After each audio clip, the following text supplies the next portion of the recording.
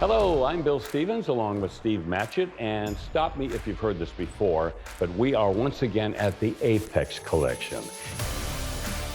And every time we come to the Apex Collection, we are confronted with an amazing list of consignments, and this time over 50 of them coming to Dana Mecum's 39th Original Spring Classic at the Indiana State Fairgrounds in May. And I know this is going to sound redundant, but when we come here, we are staggered by the quality and the variety of these cars. Whenever we visit the Apex Collection, yes, it's the quality of the restoration, the quality of the presentation, the rarity of the cars, the low mileage condition of the cars, all of that is now a given every time we come. Why are we just standing here? Let's get to work. Well, as a member of the Shelby American Automobile Club, it is my pleasure to present to you this original 1966 Shelby 427 Street Cobra. Steve, when you look at this car, what goes through your mind? Restoration is sometimes more about preservation, Bill, and this 427 Cobra has the correct original engine on dual Hollies, correct transmission, correct rear end, original bodywork, original chassis. It's just absolutely stunning. Only 155 original Cobra street versions were built and only approximately 15 in this black color. This is killer. What else is there to say? This is probably one of the finest 427 Cobras we've ever seen. Oh, this is really exciting for anybody who loves Porsches, and especially those that love special Porsches. This is a genuine, real deal Porsche 911 Singer, that company out in California that does these full makeovers on these cars that are just spectacular. What are your thoughts? So often in the world of restoration, we talk about the preservation of originality, but there's nothing set in stone to say that has to be the case. All we're looking for is excellence, and the Singer Porsche is true excellence. They start with a donor car, strip everything down to absolutely nothing and start to reassemble it again, but the end result of all that work is truly phenomenal.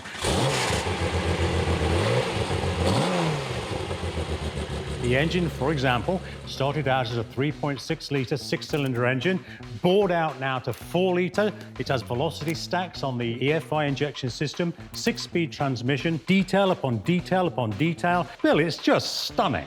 And you know, I love the fact that the engine was built by the guys at Ed Pink, one of the all-time great engine builders in hot rodding and drag racing, worth 420 horsepower.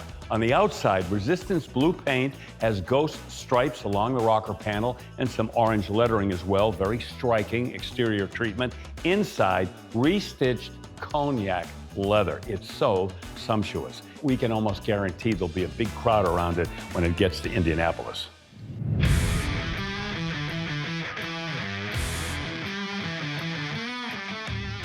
I consider Steve Saleen somewhat of a genius.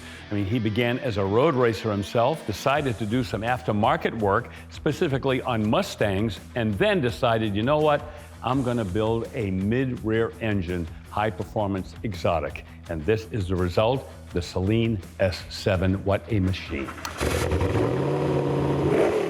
This is a magnificent result of great airflow control, bleeding pressure away from the front fenders, controlling the quality of the airflow from the front of the car to the rear, instantly competitive on the tracks of the world, Imola, Silverstone, Spa, Nürburgring, Le Mans, you name it, it's had great success. The whole Saleen group should be rightly proud of what they achieved with the S7. Fewer than 100 of these were built, and the hardware, 7-liter all-aluminum V8, 575 horsepower, 575 pound-feet of torque, 6-speed manual transmission. You mentioned the aerodynamics, a true 200-mile-an-hour car. And this is one of one with this beautiful silver exterior and the black interior. Collectible, I would say, an understatement. Well, our preview of the Apex Collection continues with this hot pair behind us, a 2005 and 2006 Ford GT. And Steve, those great GT40s from the 1960s, kind of feel the vibes coming from these cars, which are paying a tribute to those automobiles. Absolutely, and I feel that Ford did a tremendous job of paying homage to their racing heritage. The Ford versus Ferrari story is so well known. Ken Miles, Carroll Shelby. When Ford were designing this car, they were also celebrating 100 years of everything Ford, and there's a subtle nod to that in the design of the front headlight. Love the cars, beautiful to drive, and also they have a wonderful list of options that one can have or not have on the cars. Tell me about that. Let's take the 2005 over there. That does not have the racing stripes as you see over the top of the car. It does have the rocker panel stripes, the lightweight wheels, painted calipers, and the Macintosh stereo. This 2006, it has lightweight wheels, painted calipers, and the stripes. And a couple of things about the colors on these cars. The 2006 is a rare color combination because it pays tribute to the Mark II Ford GT back in the 1960s, which marked the big block era for those automobiles. This is the Mark IV red color, which pays tribute to the 1967 24 Hours of Le Mans winner, driven by Dan Gurney and A.J. Foyt. And that 5.4-liter, 550 horsepower supercharged V8 with the 6-speed manual transaxle. True 200-mile-an-hour exotics, both coming to the Mecum auction in May. Gosh, Bill, what a thrill. I mean, we are surrounded here by 4 truly magnificent examples of Boss Mustangs. 2 from 1969 and 2 from 1970.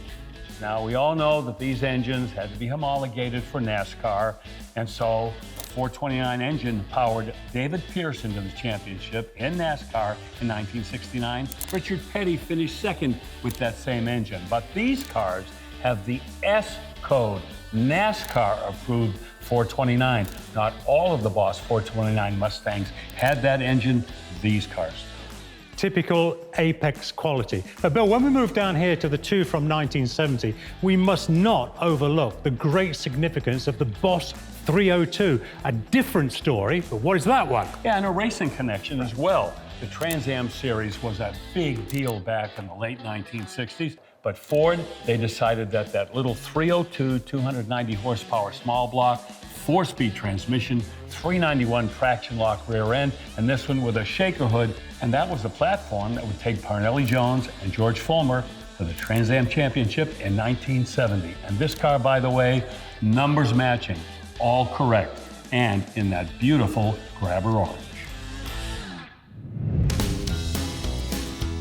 We are really jumping into the Wayback Machine now, back to 1947 with his 1947 Chrysler Town & Country. And Stephen, Mr. Restoration, you got to be impressed. He's absolutely staggering. Well, for a start, there is 12 years of restoration work has gone into this. But beyond the steel work and the paint, of course, there is so much timber and woodwork on this car. It is absolutely stupendous. All the finger joints, the dovetail joints, the different timbers, the steam bending, the form of the doors, the rear panel, the roof. It is beyond excellent. This has the straight 6, 250 cubic inches, about 115 horsepower, and a 3-speed manual transmission. But once again, the real story, the paint, the bodywork, and that unbelievable woodwork. Well, moving along, Bill, and actually quite literally so now, we are surrounded by some exquisite Corvettes. Here, 3 C1 Corvettes, a 54, a 57, and a 1962. And that brings us down now to the mid-1960s, so the C2 cars, and we have a 1965 and 2 examples from 1967. How about these? Let me tell you all about them. This 1965 in that beautiful silver pearl color, very popular. This one with that rev-happy solid lifter, 327, 365 horse small block, 4-speed transmission, and look at those knockoff wheels. Yeah. Next door, we're going big block. This is a 1967 with a 390 horse 427 in there, the L36 with a 4-speed transmission, a national NCRS top flight winner, and why not in that Goodwood green with that white interior. And I love this one, rally red black Stinger. This is the 400 horsepower 427, the L68, 3 2-barrel carburetors, 4-speed transmission, and the icing on the cake, factory air conditioning. Well, William, from an avenue of Corvettes to a boulevard of Shelby Mustangs. Examples around us here from 1967, 1968, 1969. They're all exquisite. What grabs your attention? Well, Stephen, I would say this 1967 GT500 wins my fancy because 1967, that was the first year you could get a big block engine in a Shelby Mustang. This one with the 428 cubic inch Police Interceptor engine, but with two 4-barrel carburetors, 355 horsepower. And by the way, the only year that a Shelby Mustang came with two 4-barrel carburetors, and this is a 4-speed car as well. Can't help but love it. It is absolutely beautiful. I, however, Bill, want to bring your attention to this one right here. You were literally glowing with excitement when you were looking at it earlier on. Yeah, because it's such a special GT350. It's called a carryover car. Basically, the story goes that before Carroll Shelby could go into full production of the 1966 cars, he was waiting for the parts and pieces to start manufacturing them. So they took the 65 cars that they already had and waved their magic wand, and there you have a 1966 Shelby that has everything that you would expect a 66 GT350 to have. 289, 306 horse, 4-speed transmission. These cars have become so valuable that people, they really don't want to drive them very much. But if you love the feel of driving an original GT350, why not have your own mirror image of one? That's what this owner did. And let me tell you something. This is really detail-oriented. Nothing has been overlooked. It's a GT350 in spirit to the extreme. Well, Mr. Stevens, we're used to seeing first-generation Camaros at Mecum, but of course we are standing amid the Apex collection, so we know we're in for something very special. You're standing amid two 1969 cars. They are both Z28. They are both 302 cars. There are some more differences between them and some outstanding highlights. Tell me about them. Oh, these are a couple of big dogs right here in the Camaro world. As you mentioned, both Z28s. And yes, they both have 302s, but there's a little bit of a difference here, and that is the intake system. Both of these cars have the very rare dual quad cross ram intake setup. Yeah, still rated at 290 horsepower, which is kind of funny, but this is the RS trim as well. You can see by the concealed headlights. Yeah. And the 1969Zs all had 4-speed transmissions, and this one right here with the vinyl top, which not all of them had, and the beautiful silver paint and the rally stripes. This one has the 4-wheel disc brake option, the JL8. This is the cream of the Camaro crop. This one also has that cross-ram 4-barrel carburetor setup, and it also has the 4-speed transmission, but this one also has the houndstooth interior. Well, the Ford Mustang family tree is well represented in the Apex collection. We got the Boss Mustangs and the Shelbys, and we go back to the first generation of the Mustang, 1965, when the Fastback debuted. So it's a 289, a V8.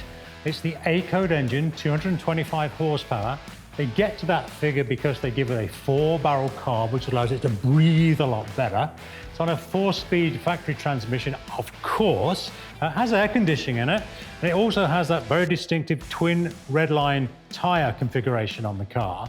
But beyond all the mechanicals, you know, the thing that really does it for me is that rich, deep Caspian blue. I think it looks terrific. But talking about very special Mustangs, you're standing right next to one. Yeah, we're gonna go to 1966 for this one here. Of course, this one green, and some interesting differences between that one and this one, including how many awards this car has won. Right. The Antique Automobile Club of America Gold Medal Award, the AACA Grand National Award, Mustang Club of America, multiple Grand National Awards in the trailered Concours class.